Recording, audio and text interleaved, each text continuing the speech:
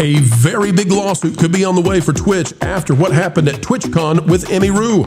Folks, we're to tell you it could be a class action according to the latest legal analysis, and we're here to tell you what the dish is and if it will be the end of Twitch.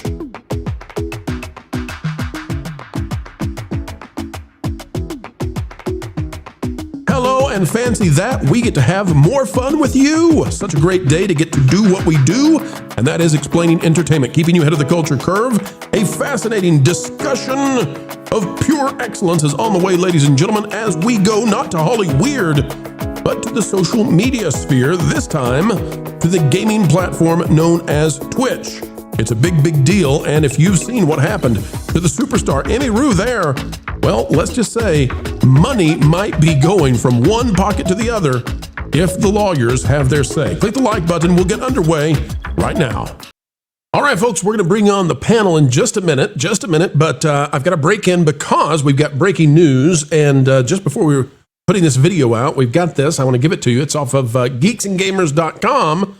Emiru is pressing charges against the man who bypassed TwitchCon security. And of course, there's a question now about will the content creators file lawsuits. But I want to get into this about the filing the charge. Following the incident, and we're going to talk about that in just a minute. Following the incident, Emiru's team filed a formal police report. According to the reporting, she indicated the individual walked away freely from the incident scene at first and that she only learned of this removal and ban later. Now, again, we're going to show it to you in just a second with the panel. But when we do so, you need to know that now we've got an update on this, and that's the guy who went up to Emiru as one of the most popular Twitch content creators out there. That guy has had charges pressed against him. This is being confirmed by Smash JT, who says Emiru has confirmed she is pressing charges against the man who assaulted her during a meet and greet at TwitchCon in San Diego on October 18, 2025. Still no word on what she plans on doing against Twitch. We've got a list here of some of the ways that a potential class action lawsuit could go.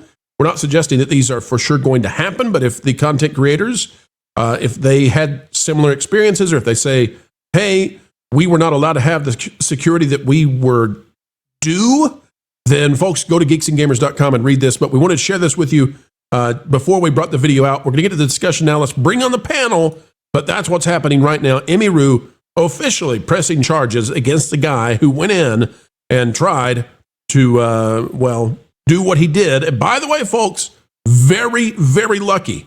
Very lucky. Everybody involved, except the bad guy, very lucky that this did not go in a much, much worse way. It's getting bad for Twitch now. Streamer Emiru disputes Twitch's account of what happened at TwitchCon. The popular streamer also announced she won't be returning to the event after being a guest for over a decade. This is by Land Pitts, and this is going to be just the start because this gets far, far worse for Twitch. Popular Twitch streamer Emiru has publicly challenged Twitch's official response following an incident at her TwitchCon meet and greet, calling its statement a blatant lie. The incident, which was caught on video, shows a man bypassing event barriers to approach Emiru, grabbing her face in an attempt to kiss her before being shoved away by a security guard. Note, it's her own personal security. We'll play this. Well, we thought we would. No, it takes us to Blue Sky. We're not doing that. Sorry, Zach. We're not going to play your Blue Sky thing. We don't have to. I think we have it on Geeks and Gamers. I think pull it up. Pull it up for me real quick. I just sent it in the private chat. We have an embedded video on Geeks and Gamers. Okay, perfect. Okay, so this is a personal security that she's got hired. She was not allowed. We'll go to Geeks and Gamers right now. Here we go. She was not allowed to bring her own security, her guy that is the one that she had in years prior, because he actually defended her. And so TwitchCon banned the guy, allegedly. Here's the video. Here's what happens. You can see that this guy just like bypasses, tries to kiss her. Apparently, this dude had a weapon. Nobody got arrested at the time. He was allowed to walk away. Now, I'm going to defend her backup security that she was allowed to bring, although she says that the Twitch security was laughing about this, which is just insane. I'm going to defend that guy because if you're a creepo stalker dude, you might wait until the one moment when security walks away for something else to do, and then take the chance. So I don't want to pin this all on the other security guy, but there's a big problem here because Twitch allegedly denied Emmy from having security there. And of course, TwitchCon did not do very well. Here's what she says. None of the TwitchCon staff came to ask what happened or if I was okay. My friend who was present told me Twitch security were also behind the booth afterwards joking about how they didn't even see what happened and immediately laughing and moving on to talk about something else. So if no one was checking if I was okay or if I needed anything and they'd let the guy run away initially, I have no idea what anyone hired to keep the event safe was doing. Now, you could say that, that was bad enough, and some of this is old news to some of you. Some of you, it's brand new. It's about to get much worse. This is Taylor Lorenz, who, Marvin, tell the folks out there, who is Taylor Lorenz besides a woman who is dressed as Melina from Mortal Kombat? I'm not 100% familiar with who Taylor Lorenz is. You lucky dirty dog, you. She is the one who, she does this gotcha journalism thing, and she pretends that she's of a particular age. She's largely gone away now, I think. Maybe this is going to start a conflict with her. I hope not. She's a very in-your-face, woke journalist who has largely been so out there that she's not even welcome on a lot of the places that had hosted her in the past. But she was given the opportunity to interview the Twitch CEO. And let's go to him now and hear what he has to say about it. Nelson. Yeah, I didn't know he was the CEO of Twitch. All right. Well, let's go to Willie.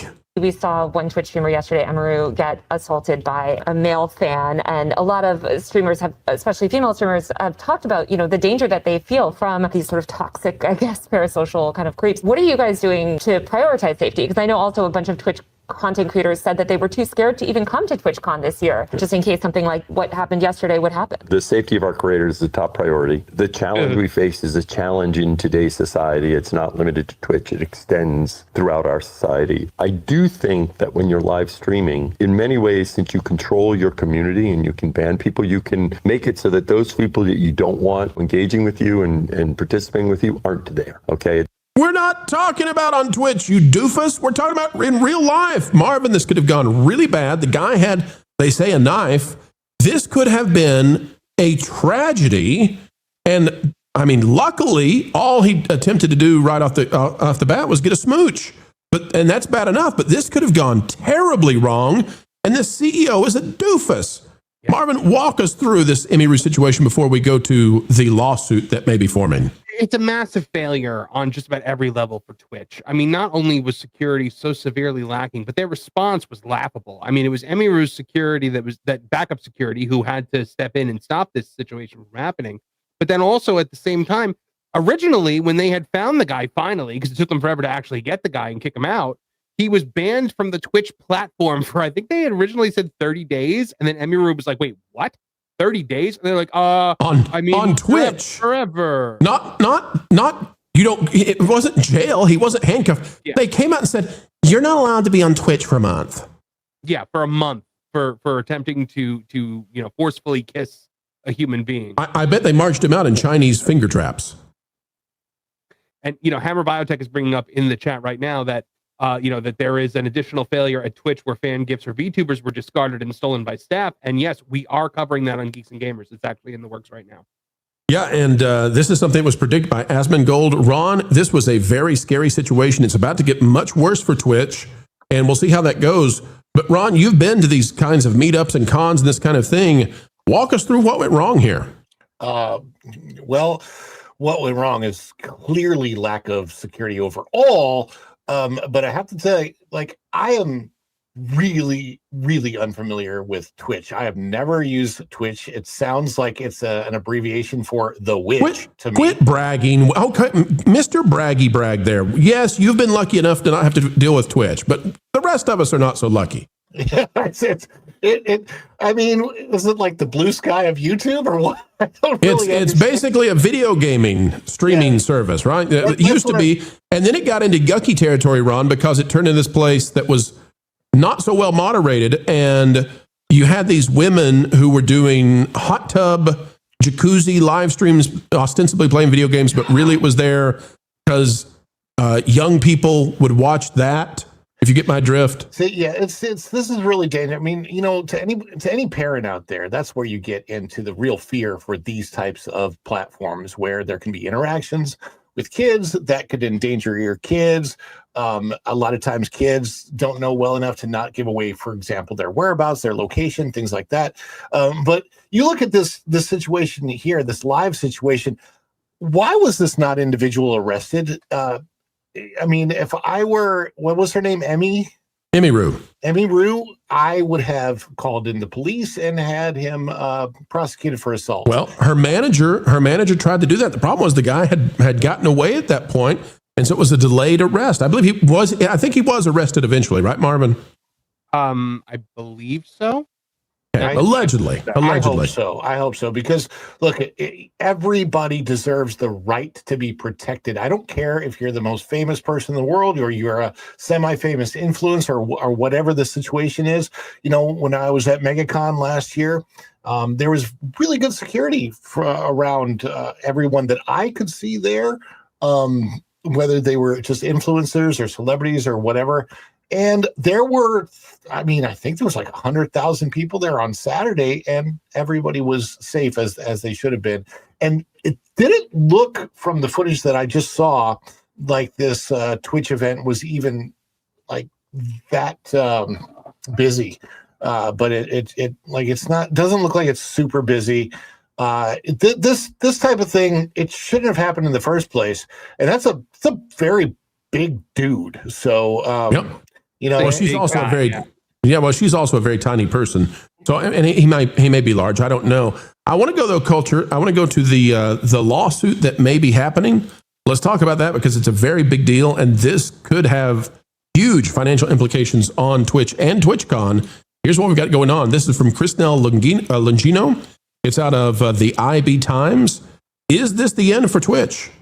Emiru scandal triggers lawsuit threats and public outrage. Now, I don't think this will be the end for Twitch. I think that's a little extreme, but they're now talking about multi-million, we'll translate it, dollar lawsuits over TwitchCon 2025. Here's what it says. Twitch is facing what legal analysts are calling its biggest crisis yet as streamer Emiru's, we can't say that, as streamer Emiru's situation at TwitchCon triggers potential lawsuits that could shake the billion-dollar streaming giant to its core. Lawyers and creators alike are warning that Twitch may soon be embroiled in a legal battle over claims of negligent security and breach of duty after the shocking incident in San Diego. Goes on to talk about what happened. We can skip that because we've already explained it. Says California-based attorney Lindsay Gordon said Twitch could face several civil claims if Emiru or, this is where we get into the bigger issue, OTK, decide to pursue legal action. Under California law, event organizers have a clear duty of care to ensure reasonable safety measures. If Twitch knew there were prior harassment risks involving Emiru and still failed to provide sufficient protection, that's classic negligent security. But even worse, if they denied her security, not just negligent, but denied it, this gets far, far more difficult for Twitch. Legal commentator Ethan Lamb noted Twitch is exposed on multiple fronts. They could face a creator class action if others come forward saying their safety concerns were ignored. Culture, your thoughts on, and by the way, the CEO is not Willie Nelson, it's Dan Clancy, not Tom Clancy either. Sorry, Willie, it's not you. But Culture, let's go to you on this one. Class action lawsuit from content creators who felt unsafe and were denied. If she's not the only one who had their security denied, they can allegedly all join in on a class action against Twitch. Wow. And what would happen if they did so, considering it's the hand that feeds them? Not just that, before Culture goes, I will say Asmongold alleges that this kind of stuff has happened before at TwitchCon. And especially to Emiru. It's not the first time. And this is the problem. I've been to a lot of cons. There's occasionally is some kind of weird shenanigans that happens in the background. People try to climb over tables to, grasp or hug their favorite, creator, actor, actress, whatever.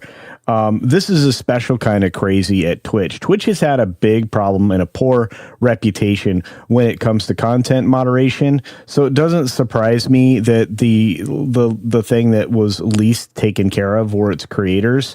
The only respect that the CEO of Twitch has for anybody is apparently Hassan. But beyond that particular, love fest, you have a lot of filthy material that has been making it on the air on Twitch for a long time. And they're the least likely to get punished. And when they are, it's for the shortest period of time because they generate a ton of money. So at this particular event, if you're bringing on the most popular streamers that are on the planet, which is true, definitely adequately protect them. And this has been absent for a long time. They don't consider the safety of the creators. There was a lady that dabbles in adult entertainment that got severely injured, fracturing her tailbone in one of the event games that Twitch had at one of its last cons in the last 5 years. They don't really pay attention to the things that they should, and there isn't adequate security. I mean, security culture. Why is Twitch such a badly run company? Why? Well, Amazon didn't know what to do with it, and bringing on Willie Nelson or his clone and this Tom Clancy guy, and not that Tom Clancy guy, but in this Clancy guy. They basically were just turning over what was amounted to a social experiment after they acquired it. And that's where we're at. This again, Twitch had a questionable moderator conversation about people who were definitely neural divergent, at least, if not completely, out of their minds, thinking that they were deerkin or something. They were moderating other people. Now, wait a minute. We got to explain that culture. Oh, sure. There was a person who was hired to be some sort of official of security at Twitch.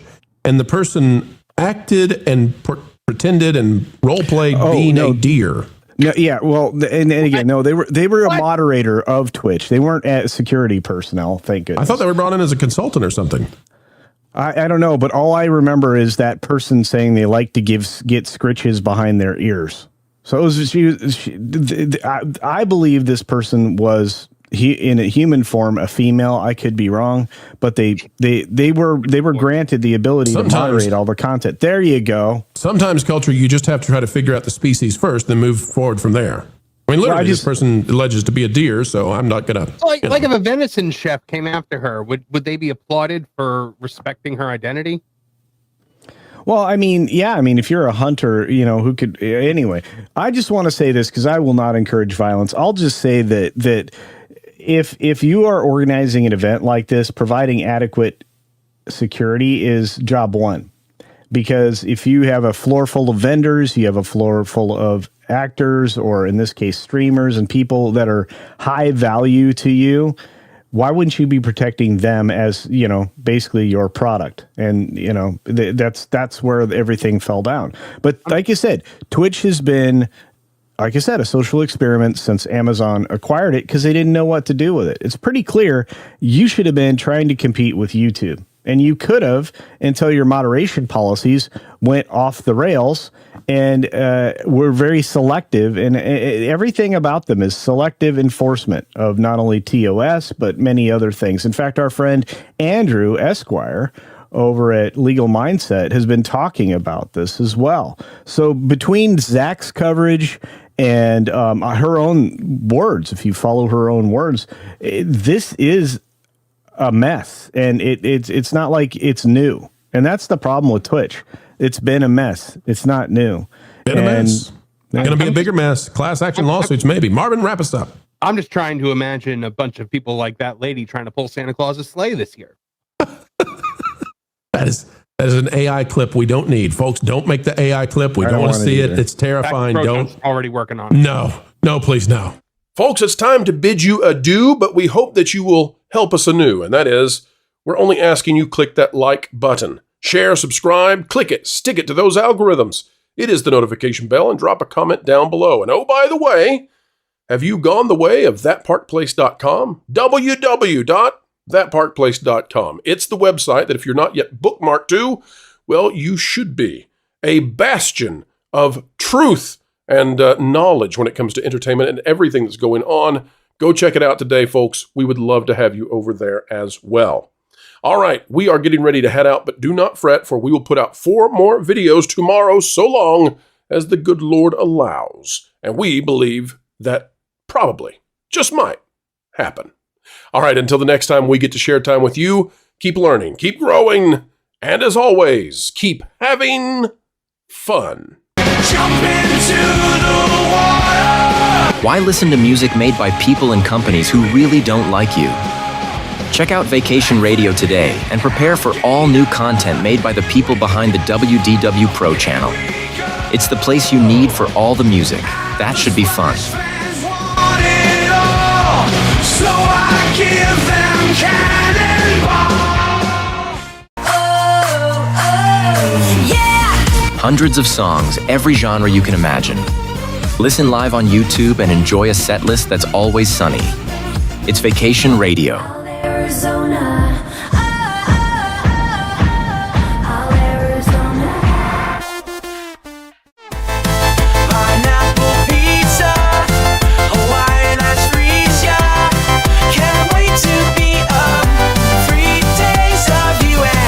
What are you waiting for?